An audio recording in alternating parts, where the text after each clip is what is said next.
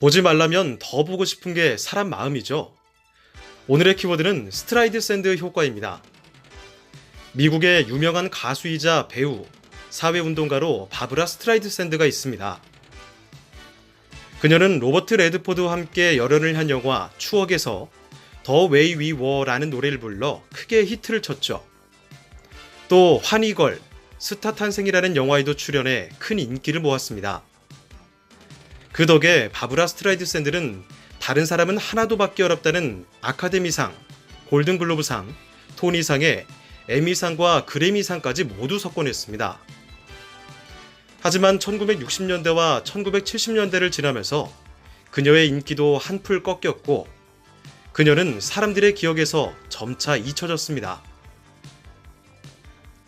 그런데 2000년대 초반 60대가 된 그녀가 다시 한번 유명세를 탔습니다. 바로 스트라이드 샌드 효과라는 말을 탄생시킨 한 사건 때문이죠. 2003년 미국 사진작가인 케네스 아델만은 캘리포니아 해안 기록 프로젝트를 진행하고 있었습니다. 그는 파도로 인한 해안 침식 현황을 조사하기 위해 비행기를 타고 캘리포니아 해안 사진을 12,000컷이나 촬영했습니다. 그런데 당시 캘리포니아 말리부 해안의 절벽에는 바브라 스트라이드 샌드 소유의 저택이 있었습니다. 자신의 집이 촬영됐다는 사실을 안 바브라 스트라이드 샌드는 사생활이 노출되는 것이 신경 쓰였죠. 그래서 사진작가와 픽토피아닷컴에 자신의 저택 항공 사진을 삭제해달라고 요청했습니다. 하지만 요청이 제대로 받아들여지지 않았고 사생활 침해를 이유로 5천만 달러의 규모의 법정 소송을 하기에 이릅니다. 그녀의 이런 행동은 되레 사람들의 이목을 집중시키는 엉뚱한 결과를 가져왔죠. 저택이 촬영된 사진이 파일 공유 네트워크를 통해 순식간에 인터넷 곳곳에 퍼지고 말았던 것입니다. 사실 소문이 나기 전에는 아델만의 웹사이트에서 해당 사진이 다운로드된 횟수는 겨우 6번이었습니다. 하지만 소문이 난 후 한 달 사이 아델만 웹사이트의 방문자 수는 무려 42만 명이나 되었죠. 이처럼 소셜미디어 상에서 자기에게 불리한 콘텐츠를 삭제하려는 시도가 오히려 더 큰 이슈를 만들어 역효과가 일어나는 것을 스트라이드 샌드 효과라고 부릅니다.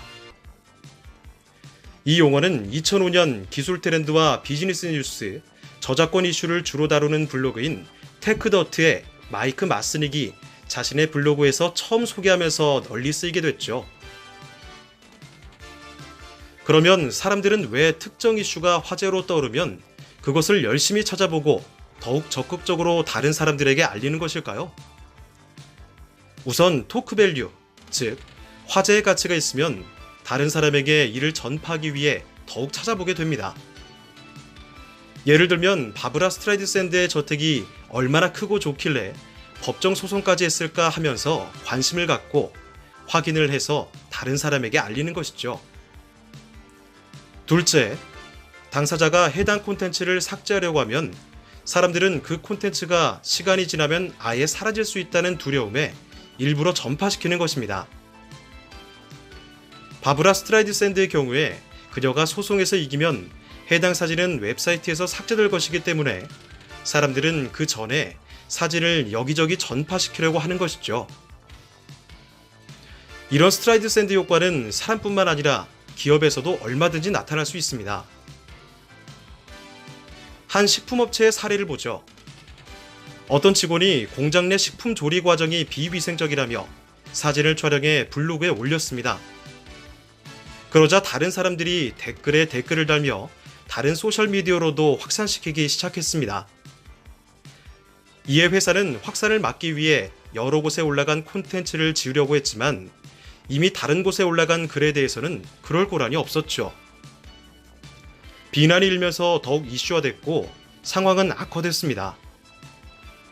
이처럼 소셜미디어를 통한 확산은 매우 강력하죠. 회사 입장에서는 회사 상황을 개선시키거나 직원 교육을 통해 그런 글이 아예 인터넷에 올라오지 못하게 하는 것이 최선의 방책입니다. 이상 오늘의 키워드였습니다.